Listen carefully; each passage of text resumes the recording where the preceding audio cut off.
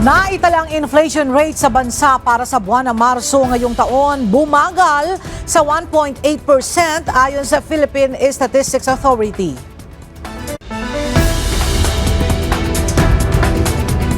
Global trade maaring bumagal dahil sa pagpapataw ng Amerika ng mas mataas na taxes sa ibang mga bansa ayon sa isang ekonomista.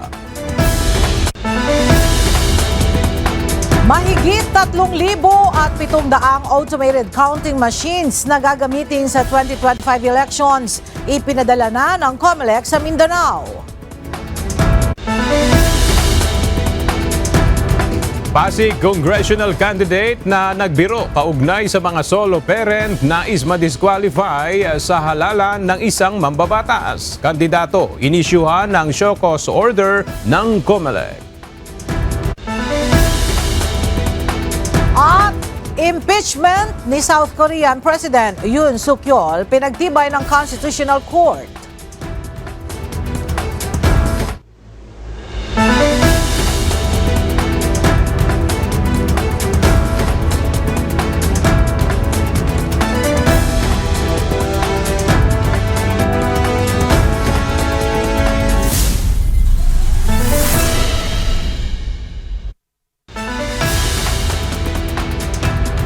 Magandang tanghali mga kasangbahay. Ngayon po ay araw ng Biyernes, April 4, 2025. Tayo po ay sabayang napapakinggan sa Radyo La Verdad 1350, ang UNTV Radio. At una sa mga balita ngayong tanghali. Bumagal ang naitalang inflation rate sa bansa para sa buwan ng Marso ngayong taon. Base sa latest report ng Philippine Statistics Authority, bumaba sa 1.8% ang naitalang inflation rate para sa buwan ng Marso ngayong taon na mas mabagal kumpara sa 2.1% na naiulat noong Pebrero. Mula sa Quezon City, may report si Jed Naresina live.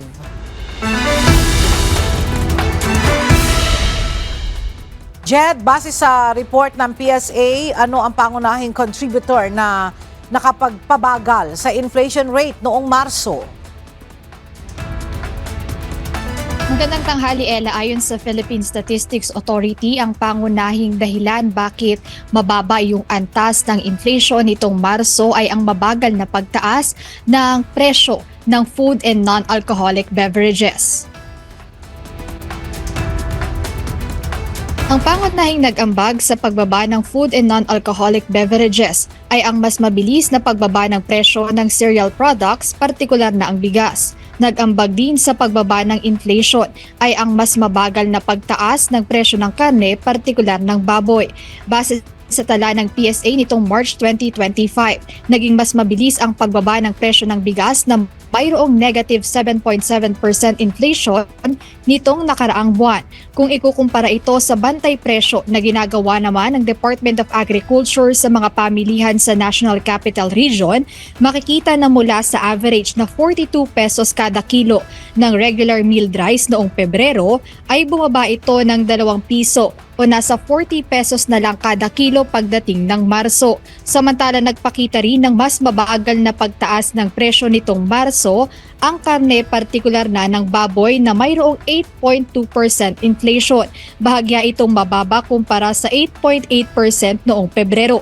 Sa kabuuan, bumagal ang naitalang inflation rate sa bansa para sa buwan ng Marso ngayong taon. Ito ay 1.8% na mas mabagal kumpara sa 2.1% na naiulat noong Pebrero. Ela, kaugnay ng pagbaba ng inflation rate nitong March 2025 ay yung pagtatakda ng pamahalaan ng maximum suggested retail price gaya na lang sa bigas at karne ng baboy. Ito ay upang mapababa rin yung presyo ng mga nasabing bilihin. Ayan munang update, balik sa iyo, Ella. Maraming salamat, Jed Naresina. Kasama na ang Pilipinas sa mga bansang apektado ng reciprocal tariff policy ni US President Donald Trump. Simula April 9, papatawan na ng 17% na taripa ng Estados Unidos ang mga produktong ini-export o dinadala ng Pilipinas sa Amerika. Ayon sa mga eksperto, maaaring magresulta ito sa mas mababang demand para sa mga produktong Pilipino sa US at magpabagal sa paglaki ng ekonomiya ng bansa. Gayunman, tiniyak ni Trade Secretary Maria Cristina Roque na naghahanap ng paraan ng pamahalaan upang maiwasan ang malaking epekto nito at mapalakas pa ang pakikipag-ugnayan ng Pilipinas sa US. Naniniwala rin si Presidential Communications Office Undersecretary Claire Castro na inaral ng Trump administration ang bagong hakbang na ito at makabubuti ito sa relasyon ng dalawang bansa. Tayo rin po ay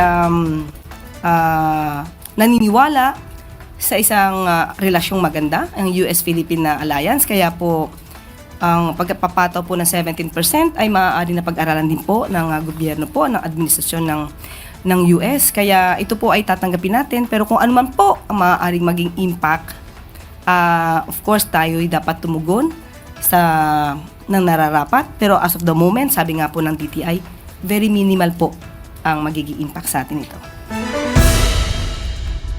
May posibilidad na bumagal ang pandaigdigang kalakalan sa mga susunod na panahon dahil sa pagpapataw ng Estados Unidos ng mas mataas na taripa sa maraming bansa. Paliwanag ng isang ekonomista, mararamdaman ng mga mamimili sa buong mundo ang inaasahang mas mataas pang presyo ng mga bilihin dahil sa pagpapataw ng karagdagang buwis ng US. At para sa detalye, makibalita tayo kay Ivan Alvarez live. Ivan, ano yung nakikitang rason ng eksperto para magkaroon ng mabagal na global trade? Magandang tanghali sa iyo, Ella. Ayon sa nakausap natin kanina na economist na si Michael Ricafort, maaaring mag-retaliate o gumanti ang ibang mga bansa sa United States sa pamamagitan ng pagdadagdag din ng buwis sa mga produkto na manggagaling mula sa Amerika.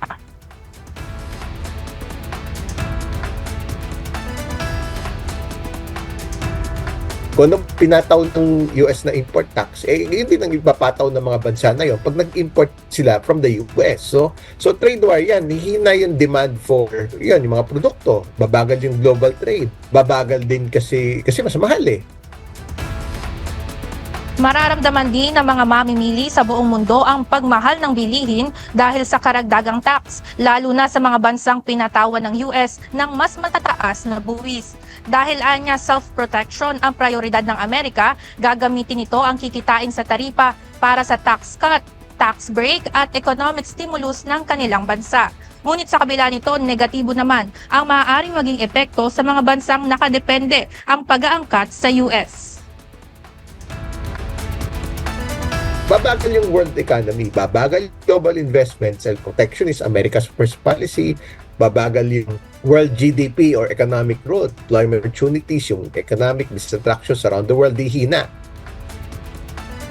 Ayon kay Ricafort, nasa kamay ni US President Trump ang desisyon para kontrolin ang galaw ng ekonomiya ng buong mundo bilang Amerika ang nangunguna pagdating sa global trade. Aniya, dahil sa reciprocal tariff policy ng US, maaaring maghanap ng mga alternative markets ang mga export-dependent na mga bansa upang mas makamura sa buwis. Ella, dito papasok yung oportunidad na maaari daw makuha ng Pilipinas dahil maaaring maghanap o maaaring maging target market ng mga multinational companies ang Pilipinas para maging target market at para makatipid sa mga buwis. Yan muna ang update mula dito sa Quezon City. Balik sa inyo dyan, Ella. Maraming salamat, Ivan Alvarez. Tila may cover-up ng mga irregularities na ginawa ng mga otoridad ng Pilipinas sa pag-aresto kay dating Pangulong Rodrigo Duterte. Ito ang tinuring ni Senate Committee on Foreign Relations Chairperson, Senator Amy Marcos, sa ikalawang pagdinig ng Senado kahapon. Nagpakita rin ito ng mga dokumento na nagpapahiwatig na tila may kooperasyon sa pagitan ng pamahalaan at International Criminal Court sa pag-aresto sa dating Pangulo. Base sa hawak na papeles ng senador, may mga tauhan ng ICC na pumasok sa Pilipinas noong 2024 gaya ng mga investigator, interpreter at abogado. I also received information na yung ICC personnel pala may agenda, may mga impormasyon galing sa administrasyon na hinihingi. Ang mga hinihingi nila sa agenda nila, unang-una bank account records June 2016 to 2019 ng isang Peter Parungo. Meron din silang mga hinihingi ng mga blotter, mga seized evidence, radio transmissions sa Police Station 6 sa Batasan Hills, QC. Muli rin itong binatikos ang hindi pagdalo ng mga miyembro ng gabinete at ibang opisyal.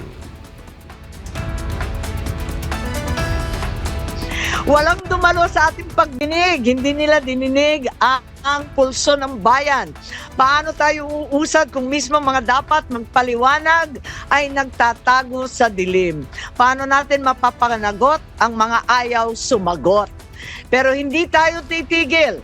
Sama-sama natin ihahatid ang mga sabpina na hinanda ko na. Naniniwala ang Malacanang na walang naging paglabag sa konstitusyon sa hindi pagdalo ng ilang mga opisyal ng gobyerno sa pagdinig ng Senado kahapon kaugnay ng mga issue sa pag-aresto kay dating Pangulong Rodrigo Duterte. Giit ng palasyo, matagal nang kinatigan ng Korte Suprema ang paggamit sa executive privilege kaya't hindi maaaring puwersahin ang mga opisyal ng pamahalaan na dumalo sa investigasyon ng Senado. Narito ang report ni Joan Nano. Dumipensa ang Malacanang sa naging pahayag kapon ni Senator Ronald Bato de la Rosa kung saan tinuligsan nito ang hindi pagdalo ng mga opisyal ng gobyerno sa ikalawang pagdinig ng Senado kaugnay sa pag-aresto kay dating Pangulong Rodrigo Duterte. Ayon kay Palace Press Officer Undersecretary Claire Castro, wala namang paglabag sa konstitusyon kung hindi man sumipot ang government officials na inimbitahan para maging resource person sa nasabing hearing. Dapat malaman din po ni Senator Bato na ang patungkol po sa executive privilege ay matagal na po ring inayunan ng Supreme Court. Marami na pong kaso na nadesisyonan ng Supreme Court. Nandiyan po ang Senate versus Ermita, Neri versus Senate Committee. Kinontra rin ng palace official ang pagpuna ni Senator Bato sa umano'y pag-snub sa hearing ng ilang cabinet officials. Hindi po ba niya natatandaan na nagkaroon na ng first hearing? Siya po yata yung wala. That was an opportunity para sa kanya para magtanong. So wag niyo pong sisihin kung ngayon po ay hindi umaten ang mga cabinet officials natin sa pangalawang hearing po. May hamon rin ang Malacanang sa banta ng senador na ipapasabina ang mga executive officials para dumalo sa susunod na pagdinig ng Senado. Nasa kanya po yan. Kung magpapasupina siya, siguraduhin lamang din po niya na siya po ay magpapakita. Kahapon ipinagpatuloy ng Senado ang ikalawang hearing kaugnay sa naging pag-aresto kay dating Pangulong Rodrigo Duterte. Subalit tumangging dumalo ang mga opisyal mula sa executive branch na inimbitahan sa pagdinig at tanging ang mga kinatawan lamang mula sa Securities and Exchange Commission at isang akademang nagpaunlak sa Senado. Joan Nano, UNTV News and Rescue. Diyos ang aming sandigan, serbisyo publiko ang aming pinahalagahan. Plano ni Senator Ronald Bato de la Rosa na bisitahin si dating Pangulong Rodrigo Duterte sa the Netherlands bago o pagkatapos ng May 2025 elections. Sa panayam kahapon kay Senator Bato, sinabi nito na susubukan niyang mag-apply ng visa at kung mabibigyan ng pagkakataon ay dadalawin niya ang former president na ngayon ay nasa detention facility ng International Criminal Court. Nang matanong naman ang senador sa posibilidad na maaresto siya sa oras na bisitahin niya ang dating Pangulo, sinabi nito na wala itong magiging problema sa kanya. Kaya kung mag-apply ng Schengen visa, kung isyuhan ako, then maybe bago or pag may pagkakataon before election, sana makabisita man ako sa kanya. Kung editin nila ako doon. Pagpunta ako doon sa dahig, mag-wig ako. Mag-wig ako para hindi nila ako makilala doon. Nakalaya na ang 17 overseas Filipino workers sa Qatar matapos silang maaresto dahil sa umunoy pagsasagawa ng protesta. Pinayagan silang makauwi sa kanilang mga tahanan sa Doha sa ilalim ng provisional release habang nagpapatuloy ang investigasyon ng Qatari government. Ang detalye sa report ni Jed Neresina. Walang opisyal na kasong isinampa laban sa 17 overseas Filipino workers sa Qatar na umano'y nagsagawa ng protesta. Ngunit ayon sa Department of Migrant Workers, malaya silang nakauwi sa kanilang mga tahanan dahil sa provisional release na ibinigay ng Qatari government. Ibig sabihin ay hindi sila maaaring umalis ng Qatar habang nagpapatuloy ang investigasyon. Kaya kaugnay ng nangyari, nagpaalala si Migrant Workers Secretary Hans Leo Kakdak sa lahat ng OFWs na maging maingat sa pagsunod sa batas ng bansa kung saan sila naroon upang maiwasan ang ganitong sitwasyon. I need to always put in that reminder to our kababayans to please observe host country laws and regulations. Dito yung nangyari sa Qatar, humantong sa arrests. But when it comes to mass actions and assemblies, they are regulated in their respective host countries. And in some countries, maaring walang arrest na nangyari. But we know there are other countries that have taken note of mass actions and have been monitoring the movements, the behavior of our Filipino communities abroad. So, ang mensahe ay mag-ingat lang po. Siguraduhin sundin ang batas, ang mga regulasyon ng host countries. Samantala patuloy na nakatutok ang pamahalaan upang tiyakin ang kapakanan at kalagayan ng mga nakalayang Pinoy. Ayon sa DMW, patuloy ang legal assistance maging ang pagbabantay sa welfare at medical na pangangailangan ng 17 nasabing OFWs. Jed Neresina, UNTV News and Rescue. Diyos ang aming sandigan, serbisyo publiko ang aming pinahahalagahan. Ipinadala na ng Commission on Elections ang unang batch ng Automated Counting Machines o ACMs na gagamitin sa May 2025 elections. Idineploy ng COMELEC ang unang batch ng ACMs sa iba't ibang lugar sa Mindanao Region. Ang detalye sa report ni Benedict Samson. Isa-isang nilagyan ng mga Automated Counting Machines o ACM ang mga container van na nasa COMELEC warehouse sa Santa Rosa, Laguna kagabi. Ito kasi ang magdadala ng mga ACM patungo sa hubs ng Commission on Elections sa Mindanao Region. Ayon kay COMELEC Chairman George Erwin Garcia, simula 12:01 AM ng April 4 ay dapat makapagpadala na sila ng mga ACM alinsunod sa kanilang timeline. Again, yung mga halimbawa, yung nasa Iligan hub namin, yan ay para sa Lanao del Sur, Lanao del Norte at siyempre sa Iligan. Yun naman po sa Zamboanga City Hub para naman po yan sa ating Basilan, Tawi-Tawi at Sulu. Kasama na rin yung Zamboanga City. Ayon sa COMELEC, nasa 3,700 units ng ACM ang ipinadala para sa unang batch ng delivery nito. Nangangahulugan, ito po machine na atin pong isi-ship out, na atin na pong i-deliver, nakapasa na po yan sa lahat ng klase ng test and therefore handa na po, pwede na magamit natin yan sa ating pong eleksyon, lalo na sa final testing and sealing. Take note, yung pong aming ilalabas ngayon sa warehouse na ito, ay yun yung mga principal machines na gagamitin natin sa bawat presinto. Ano pong ibig sabihin? May next batch po yan, na ang next batch po yan sa mga same na lugar, ay yun naman pong mga contingency machines. Sa ngayon, inuuna muna ng COMELEC na padalhan ang mga nasa malalayong lugar at huli naman ang mga nasa malapit gaya ng National Capital Region. Sinabi pa ni Chairman Garcia na nasa 16,000 units ang nakalaan para maging contingency ACM. Samantala, sa April 22 naman, uumpisahang ipadala ng COMELEC sa iba't ibang bahagi ng bansa ang mga balota bago magsagawa ng final testing and sealing. Benedict Samson, UNTV News and Rescue. Diyos ang aming sandigan, serbisyo publiko ang aming pinahahalagahan. Naniniwala ang isang kongresista na karapat-dapat na ma-disqualify sa paparating na 2025 midterm elections ang isang Pasig congressional candidate na nagbitiw ng kontrobersyal na pahayag sa mga single mother.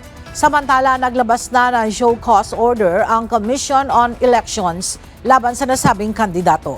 At para sa karagdagan detalye, makibalita tayo kay Rosalie Coz live.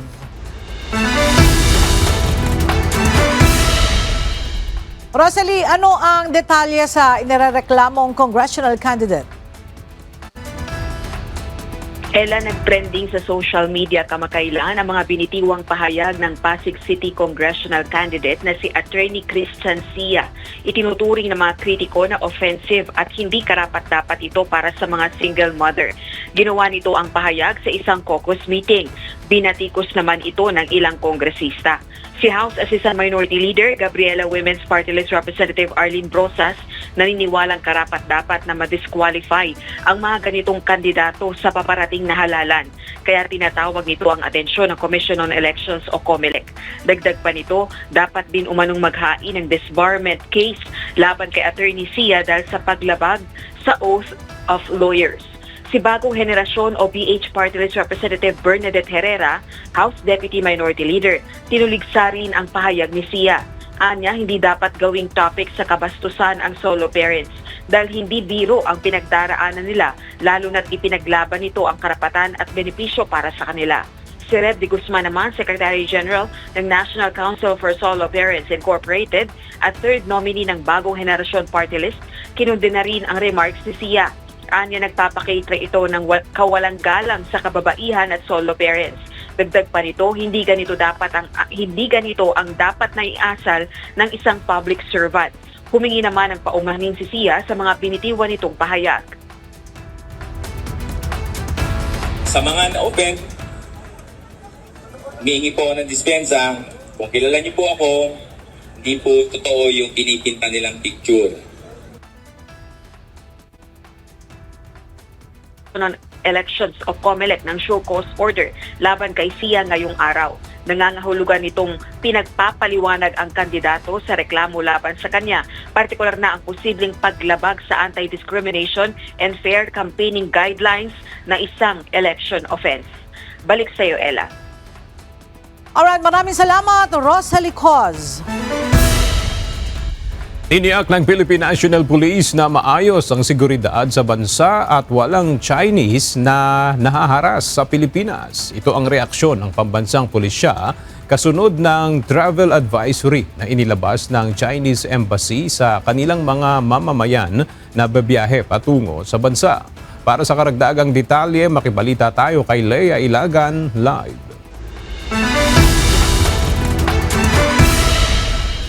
Lea, base sa record ng PNP, mayroon na ba silang naitalang kaso ng harassment sa mga Chinese sa Pilipinas gaya na itong sinasabi doon sa travel advisory na inilabas ng China Embassy?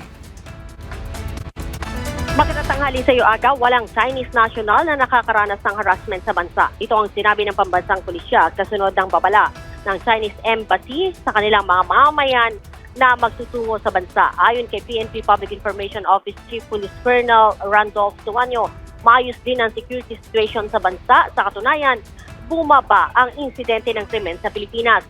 Wala din aniyang namomonitor na anumang banta ang PNP para sa seguridad ng bansa. Sinabi din ni Tuanyo na patas din ang pagpapatupad ng batas sa bansa. Pinapanagot aniya maging Pilipino man o dayuhan kapag tumabag sa batas. Matatandaan aga na naglabas ng travel advisory ang Chinese Embassy sa kanilang mamamayan na magtutungo sa Pilipinas dahil sa umano'y unstable public security situation at madalas na harassment sa mga Chinese national sa Pilipinas. Aga? Maraming salamat, Lea Ilagan. Iginiit ng China na walang malinaw na ebidensya sa mga kaso ng pang-espiya na isinampa laban sa ilang mga Chinese nationals sa Pilipinas. Hinimok din ng China ang Pilipinas na itigil na ang umunoy walang basehang akusasyon. Ayon sa Chinese Foreign Ministry, dapat igalang ng Pilipinas ang karapatan ng mga Chinese national at pantay na ipatupad ang batas. Kasabay nito, iniulat ng isang Chinese media na inaresto rin ng China ang 3 Pilipino na hinihinalang espiya. Wala pang natatanggap na opisyal na ulat hinggil dito ang Armed Forces of the Philippines. Binigyang diin ni Pangulong Ferdinand Marcos Jr. na mahalaga na matutukan ang edukasyon ng mga bansa. Kaya naman target ng administrasyon na makapagpatayo ng mahigit 300 Childhood Development Center o CDC o Child Daycare Center sa mga mahihirap na mga barangay sa buong bansa. Narito ang report ni Nel Maribuhok. May matutunan payat at matanghay. Sige, payat. Nakasalumuha kahapon ni Pangulong Ferdinand Marcos Jr. ang mga preschoolers ng Manila Child Development Center. Sa Malacanang, mismong si Pangulong Marcos ang nagbasa ng aklat sa mga bata na may pinamagatang ang 5 tuta. Kasama ni PBBM ang presidential dog na sina Tequila na isang Labrador at Lucky na isang Pomeranian. Ang reading activity na ito ay hudyat naman ng pagsisimula para sa signing ceremony ng joint circular na nilagdaan ng Department of Education at Budget Department. Ito ay magbibigay ng gabay para sa mga lokal na pamahalaan upang makapagtayo ng mga Child Development Centers o CDCs o Child Daycare Centers sa buong bansa na pinondohan sa pamamagitan ng Local Government Support Fund. Ayon kay DepEd Secretary Sani Angara, target na makapagtayo ng 328 daycare centers sa mga barangay na mga mahihirap sa buong bansa. Karamihan dito ay sa Visayas at Mindanao. President was witness na dito sa agreement to joint circular of DepEd and DBM na to create 300 new child development centers dahil ito ay nakabase dun sa finding na UNICEF, may finding ang UNICEF na 78% of children below 5 ay wala sa daycare centers. Ayon sa Pangulo, ang pagtatayo ng CDC ay kritikal sa epektibong pagpapatupad ng mga programa ng Early Childhood Care and Development. Sa mga center na ito, maaaring makapaglaro, makapagbasa at makapag-aral ang ating mga kabataan.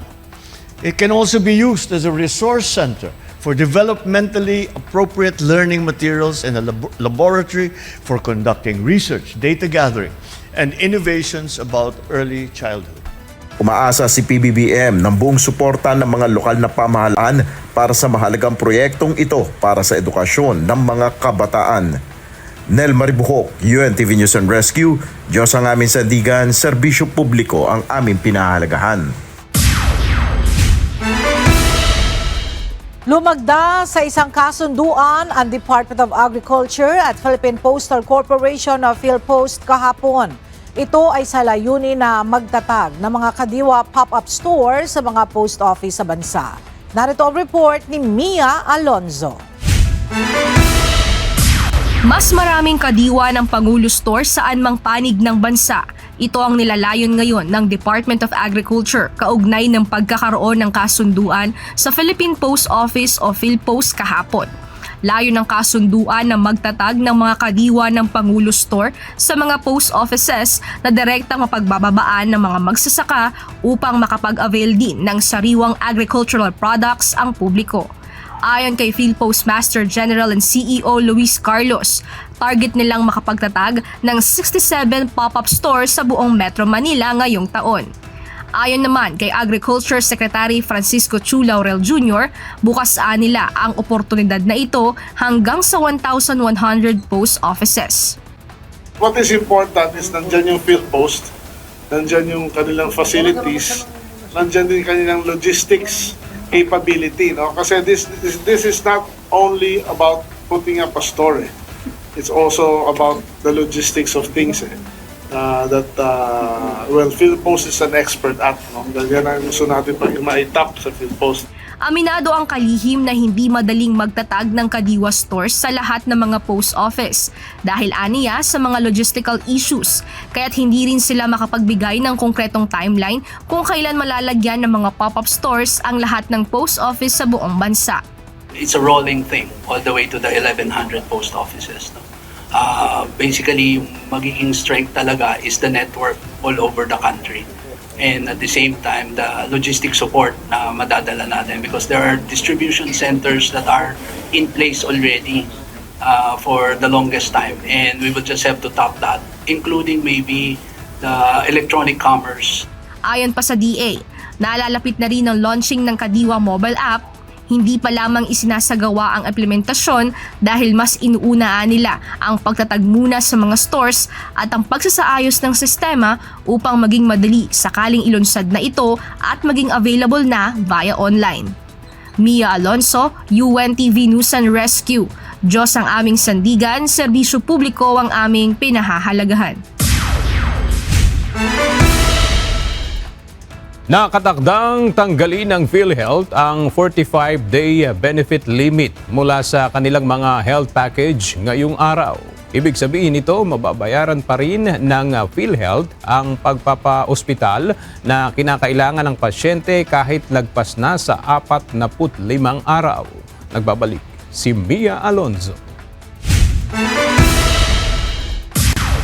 Sa pagtanggal po nito, ngayon po ang ating mga miyembro na magkakaroon ng pagkakasakit ay maaari nang magamit ang kanilang PhilHealth benefit sa buong taon na wala na pong limitasyon. Wala nang limit ang araw kung kailan lang tatanggapin ng mga benepisyaryo ng Philippine Health Insurance Corporation o PhilHealth ang health benefit package. Batay sa dating patakaran, 45 days lamang ang sakop ng benepisyo ng PhilHealth para sa pagpapaospital ng mga pasyente sa buong taon. Ngunit batay sa PhilHealth Circular Number 2025007, aalisin na ang benefit limit na ito. Nauna nang ipinaliwanag ng PhilHealth na maraming serbisyong medikal para sa mga benepisyaryo na hindi lamang 45 araw ang kinakailangan. Ayon kay PhilHealth spokesperson Dr. Israel Francis Pargas, nakaayon sa Universal Healthcare Act ang bagong patakaran para mas mapalawig pa ng state health insurer ang serbisyong medikal sa mga Pilipino. Sakop ng bagong polisiya ang lahat ng medical condition at surgical procedure na nasa ilalim ng all-case rate payment mechanism para sa mga pasyenteng na-admit sa mga accredited health facilities. Mahigpit aniyang imomonitor ng PhilHealth ang mga health facility upang matiyak na maipatutupad ang bagong patakaran. Babala ng PhilHealth, may kaukulang parusa sa mga health facility kung hindi sila susunod. Basically po, ang mangyayari po nun ay actually kung meron po mga hindi sumusunod na facility sa atin, una mawawarningan po sila. Pangatlo po, after the third due process of warning letters, we will file appropriate action as a violation for their performance commitment. Ayon sa PhilHealth, kung may reklamo o concern ang publiko kaugnay ng mga package na pwede nilang makuha, maaari silang tumawag sa 24/7 hotline ng ahensya na 02-8662-2588 o kaya ay magpadala ng email sa actioncenter@philhealth.gov.ph. Maaari rin aniyang hanapin ang mga assigned personnel na tinatawag na P-Care sa mga mismong health facility upang makapagtanong sa mga benepisyo ng ahensya. Ang paalala ng PhilHealth sa publiko, magpa-register, mag-update ng personal na impormasyon, magbayad ng premium at mag-avail ng benefits. Mia Alonzo, UNTV News and Rescue. Diyos ang aming sandigan, serbisyo publiko ang aming pinahahalagahan. Hiniling ng petitioner sa kaso ng pagdipat ng pondo ng Philippine Health Insurance Corporation o PhilHealth na dapat manatiling respondent o kasama sa kaso si Pangulong Ferdinand Marcos Jr. Ayon kay Attorney Nery Colmenares, dapat mananagot ang Pangulo sa ginawa nitong pag-certify bilang urgent sa 2025 General Appropriations Bill. Mula sa Baguio City, may report si Dante Amento live.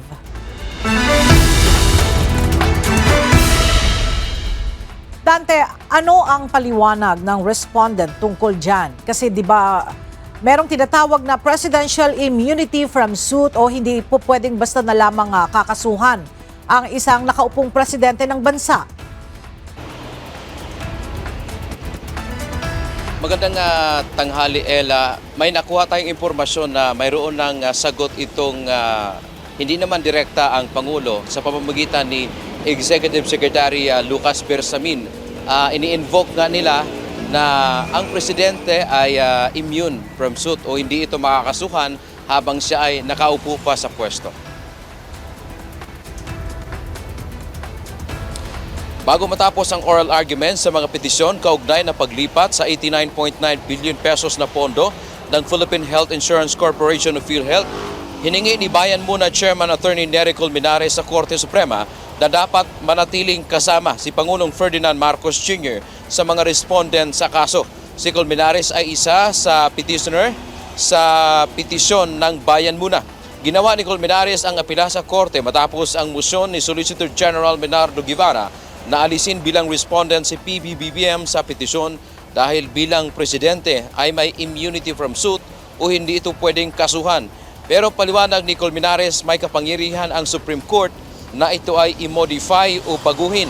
Binanggit ni Colmenares na sa ilalim ng 1973 Constitution ay nakalagay ang immune from suit ang Pangulo, pero sa 1987 Constitution ay inalis na ito. Dagdag pa nito ang ginawa ni PBBM na pag-certify bilang urgent ang pagpapasa ng 2025 General Appropriations Act ay nawala namang emergency ay personal. Ito ay isang short circuit o minadali na proseso na hindi dumaan sa tamang prosesong legal.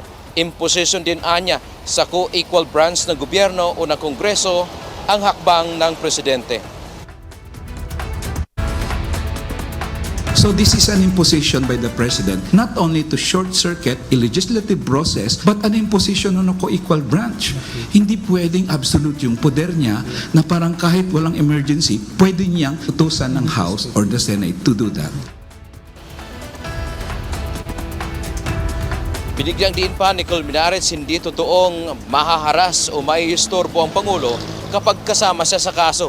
Napakarami anyang magtatanggol sa kanya sa pangunguna ng Office of the Solicitor General o OSG. But if there are cases that will be filed like this, Your Honor, we contend that the President cannot be harassed. He has biggest law firm in the country composed of very intelligent Solicitor Generals and Assistant Solicitor Generals, Your Honor. How can he be harassed with that? Ela ang naging tugon naman kahapon ng Korte Suprema sa pamamagitan ni Supreme Court Chief Justice Alexander Gesmundo ay maglalabas sila ng agarang resolusyon dito sa issue nga ng paghiling ng SOLGEN na dapat alisin si PBBM bilang respondent dito sa kaso ng PhilHealth. Gayon din yung pakikinggan din nila yung pleading naman o apela ng kampo ng mga petitioner sa pamamagitan ni Attorney Nery Colmenares na dapat manatili ang Pangulo bilang parte dito sa kaso. Yan mo nating update mula dito sa Baguio City. Balik sa iyo, Ella. Maraming salamat, Dante Amento. May handog na libreng sakay ang MRT Line 3 at LRT Line 2 para sa lahat na Philippine War veterans simula sa darating na April 5 hanggang April 11. Ang nasabing free ride ay bahagi ng selebrasyon ng Philippine Veterans Week, gayon din ang komemorasyon ng Araw ng Kagitingan sa April 9. Bukod sa mismong mga veterano, libre ring makakasakay ng MRT at LRT2 ang isa sa kanilang companion. Ang bawat war veteran ay kinakailangan lamang na magpakita ng valid identification card mula sa Philippine Veterans Affairs Office o PVAO upang maka-avail ng libreng sakay. Samantala, may handog din na libreng sakay ang LRT2 para naman sa lahat ng mga pasahero sa darating na April 9 kaalinsabay ng Araw ng Kagitingan.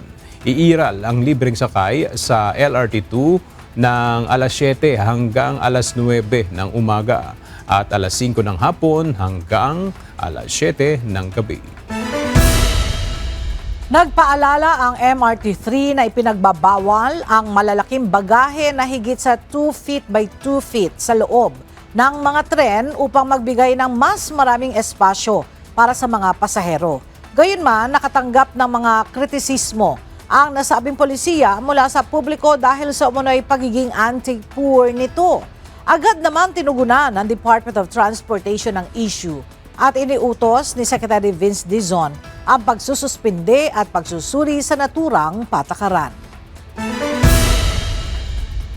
Pinag-iingat ngayon ng Department of Migrant Workers ang publiko laban sa isang pekeng Facebook page na iligal na nag-aalok ng trabaho sa ibang bansa. Ayon sa ahensya, na-monitor nila ang isang pekeng Facebook page na may pangalang DMWS Care na iligal na gumagamit ng logo at nag-aalok rin ng mga peking trabaho sa abroad. Nangako rin umano ang nasabing page na mabilis na proseso ng employment documents upang agad na makapagtrabaho sa ibang bansa. Muling binigyang diin ng DMW sa publiko na maging mapanuri at huwag basta maniniwala sa mga nakikita sa social media. Naaresto ng National Bureau of Investigation ang isang babae na hinihinalang human trafficker. Ayon sa NBI, pinagpapanggap ng naturang suspect na missionary volunteers sa mga biktima para makaalis ng Pilipinas at kalaunan ay may ilan sa mga ito ang hindi na nakababalik ng bansa. Narito ang report ni Benedict Samson. Matapos harangin ng NAIA Task Force Against Trafficking, Interagency Council Against Trafficking o IACAT ang 3 Pilipino na patungong Thailand. Kaagad na nagsagawa ng verifikasyon sa Department of Migrant Workers ang IACAT at National Bureau of Investigation sa mga ito. Dito nadiskubre na ang isa sa mga ito na kinilalang si Tabilog ay hindi otorisadong recruiter. Nalaman din na ang 2 kasama niya ay pinagpapanggap na missionary volunteers. Siyempre, ikaw ang nagdala dyan doon sa ibang bansa na yon sa pagsasabi na kayo ay gagawa ng mission volunteerism. Siyempre, sisiguraduhin mo rin na lahat yan ay makakabalik dito. Ayon sa NBI, kapag hindi nakabalik sa Pilipinas, ay natutulad sila sa nangyari sa ilang repatriated overseas Filipino workers mula sa Myanmar na pinagtatrabaho bilang scammers. Mga kababayan natin dinadala doon at pinagagawa sila ng illegal. Ngunit sila ay biktima pa rin nating itinuturing. Dahil sila talaga naman ay pinipilit lang o tinuturuan na gumawa ng hindi tama doon. Pagdating nga roon, kung hindi sila makareach ng mga quota na yon, sila ay binibigyan ng mga kaparusahan. Ayon pa sa NBI, hindi rin nila nasusunod ang petsa ng kanilang pagbalik sa Pilipinas matapos ang kanilang misyon. At kung hindi meron diyang hindi makakabalik, hindi na natin masabi kung anong mangyari. At kawawa ang mga kababayan natin doon dahil sila ay illegal na mag-i-stay doon. Dahil hindi tama kung sila man ay magtrabaho roon, ito ay prone sa abuso dahil wala silang tamang mga dokumento at on record ay hindi sila nakatala sa ating DMW na OFWs doon sa ibang bansa. Sa ngayon ay nasa kustodiya na ng NBI ang naarestong suspect na maharap sa paglabag sa Migrant Workers and Overseas Filipinos Act of 1995 at Expanded Anti-Trafficking in Persons Act of 2022. Benedict Samson, UNTV News and Rescue. Diyos ang aming sandigan, serbisyo publiko ang aming pinahahalagahan. Walang namomonitor na banta ang pambansang pulisya ngayong summer vacation. Subalit ayon kay PNP Public Information Office Chief Police Colonel Randolph Tuanyo, nag-deploy pa rin ang PNP ng nasa mahigit sa 40,000 pulis sa iba't ibang lugar sa bansa para sa seguridad ng mahabang bakasyon. Narito ang report ni Lea Ilagan.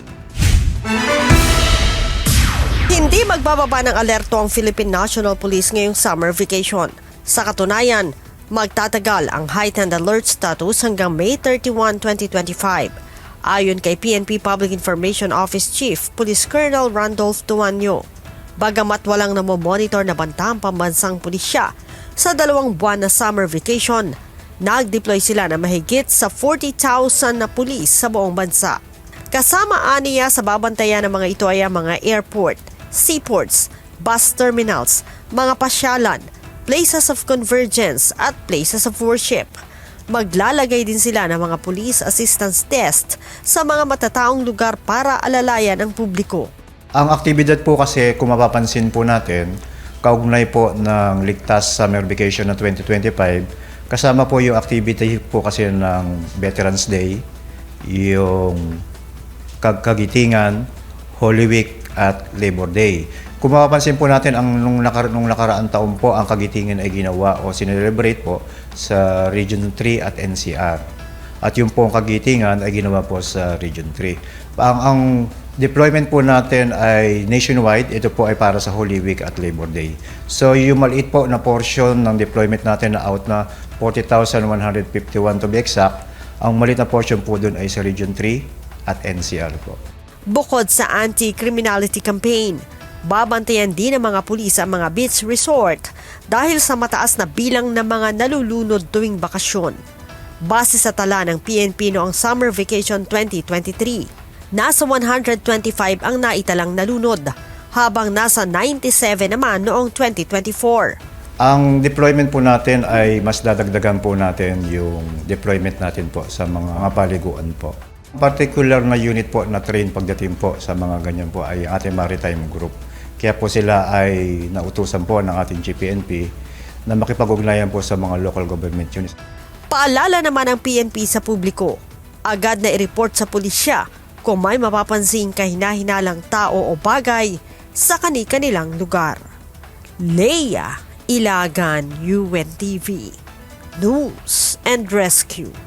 Diyos ang aming sandigan, serbisyo publiko ang aming pinahahalagahan.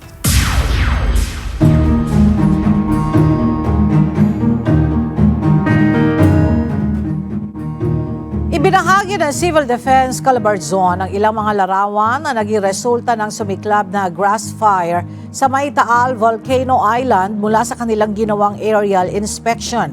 Sa mga larawang kuha ng Civil Defense Calabarzon, makikita kung gaano kalawak ang naging pinsala ng grass fire sa bahagi ng isla. Sa naunang pagtaya ng Bureau of Fire sa Nicolas, nasa 3 hanggang 5 hektarya ang lawak ng nasunog. Sa ngayon ay patuloy na nakatutok ang Regional Disaster Risk Reduction and Management Council Calabarzon sa sitwasyon habang isinasagawa pa ang masusing pagsusuri ng kabuang pinsala ng grass fire.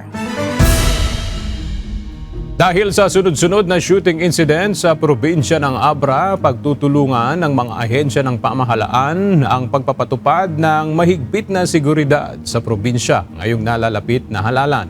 Samantala, nagtalaga na rin ng bagong provincial director ang Abra Police Provincial Office.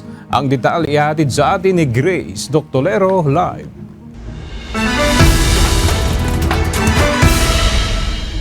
Grace, sino yung bagong itinalagang provincial director ng Abra Police Office? Yes, Aga, si Police Colonel Froiland Lopez ang bagong itinalagang Provincial Director ng Abra Provincial Office. Isinagawa sa Camp Bado, La Trinidad ang turnover of ceremony. Tiniyak ng bagong direktor na gagawin nila ang lahat upang mapanatili ang kaligtasan at kapayapaan ng probinsya ng Abra. Sa tala ng Commission on Election Cordillera, 9 na bayan na sa Abra ang nasa areas of concern. Nasa ilalim ng orange category ang bayan ng Bangged, Pilar at Bukay. Habang nasa yellow category naman ang bayan ng Pidigan, Lagangilang, Dolores, Lagayan, Tayom at Tineg. Dahil sa sunod-sunod na shooting incident sa probinsya ng Abra, marami na sa mga mamamayan nito ang takot sa posibilidad na maaring isa sa kanila ay madamay sa gulo. Kaya naman nagpatawag ng emergency meeting ang Cordillera Regional Peace and Order Council sa pangunguna ni Baguio City Mayor Benjamin Magalong bilang head ng Regional Peace and Order Council.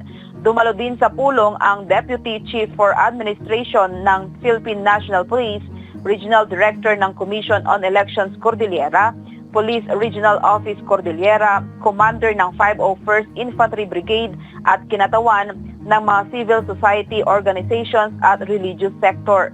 Ayon kay Baguio City Mayor Magalong, maging ang mga kandidato ay takot na rin sa mga nababalitaang insidente. Ang general assessment is alarming na. And something has to be done. So nandun naman yung security forces, nandun naman yung armed forces of the Philippines, nandun yung Philippine National Police. So challenge ko ngayon yung Philippine National Police at yung armed forces of the Philippines na do I have your commitment and assurance na from here on, starting today until election day, wala na shooting incident? Kaya naman maliban sa 1,200 police personnel ng Abra Provincial Police Office, nagdagdag pa ng mahigit 200 police ang PNP car para makatulong sa pagbabantay at police visibility. Kung kinakailangang magdagdag pa, hindi raw magdadalawang isip ang opisina. Yan muna ang balita. Balik sa iyo, Aga. Maraming salamat, Grace Doctolero. Nahihirapan ngayon ang mga hog traders sa Bulacan na makahanap ng mabibiling buhay na baboy sa iba't ibang probinsya sa Luzon. Ito'y dahil marami na sa mga hog raiser ang huminto na sa pag-aalaga nito sa takot na matamaan ng sakit na African swine fever at malugi. Narito ang report ni Nestor Torres. Halos wala nang mahagilap ang ilang hog traders ng mabibiling buhay na baboy. Ito'y simula nang lumaghanap ang African swine fever sa iba't ibang bahagi ng bansa. Nagiging matumal, wala na rin talagang makuha. Siguro, bibihira rin nag-aalaga, o konti na lang sa mahal ng feed siguro at saka sa pangamba na magkaroon uli ng ASF. 20 taon ng hog trader sa Giginto, Bulacan, si Joan Gutierrez.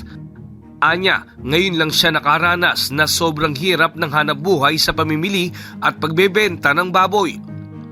Sinabi pa nito, dati puno ang mga truck ng mga baboy, maging sa mga stockyard at hog scale sa Barangay Pretil. Pero sa ngayon, pahirapan na dahil wala na silang makuha. Halos ilan-ilan lang talaga, hindi kagaya ng dati noon na talagang puno, ultimo dyan sa kalsada, nakatigil ang mga bero, dagsapo talaga dati. Ang numero uno pong naging problema sa sobrang higpit ng mga checkpoint. Ayon sa ilang hog traders, hirap silang makakuha ng baboy sa parting Batangas, Quezon, Mindoro, Bicol, Tarlac at Pangasinan. Ayon naman sa hog trader na si Edgar Vargas, kung may baboy naman siyang mabili, sinisiguro niya itong walang sakit na African swine fever. Hindi kami bumibili ng ASF kung parang may ASF din namin binibili yun. Kasi sa layo ng biyahe namin may ASF pa, doon palang patay na yun. Oo. Kasi pagka may ASF tabili mo, namatay, lugi ka na ron.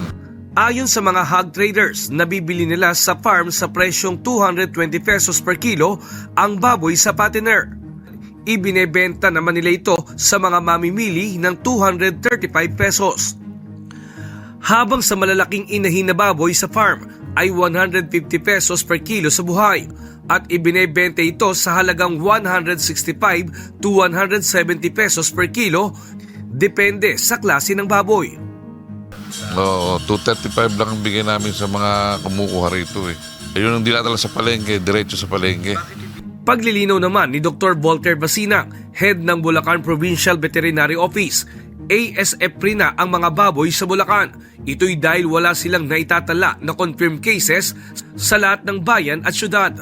Anya, pagdating naman sa supply ng baboy, nasa recovery period pa lang ang mga hog raisers sa ngayon sa pag-aalaga ng baboy. Kaya wala ring maraming supply na maibigay sa mga hog traders sa Bulacan. Constant yung ating blood testing, no? Zero surveillance natin tinatawag. Kumukuha tayo ng mga dugo sa iba't ibang mga farms para masigurado na walang active case ang ating lalawigan. Nestor Torres, UNTV News and Rescue. Diyos ang aming sandigan, serbisyo publiko ang aming pinahahalagahan.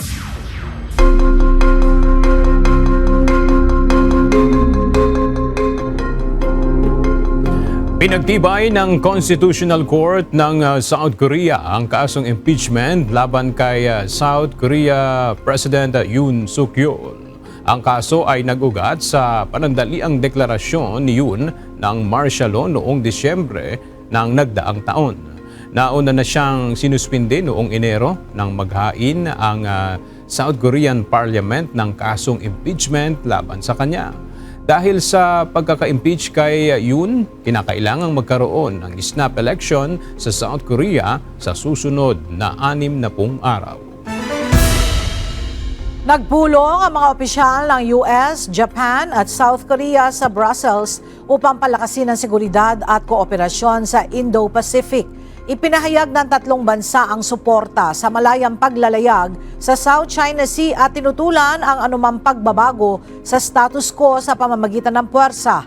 Nababahala rin ang mga ito sa military drills ng China sa paligid ng Taiwan at nanawagan ng mapayapang resolusyon sa issue.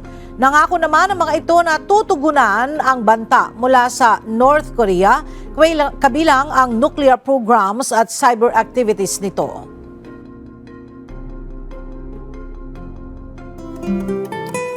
At sa ating pong iiwang mga salita ng Diyos na ating sandigan mula sa Aklat ng Awit, Kapitulo 32, versikulo 1 na nagsasabi, "Mapalad siyang pinatawad ng pagsalangsang na tinakpan ang kasalanan."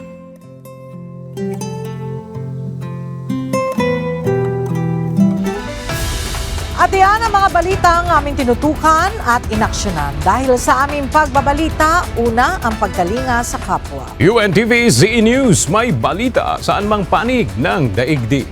At dito sa UNTV, Diyos ang aming sandigan, serbisyo publiko ang aming pinahahalagahan.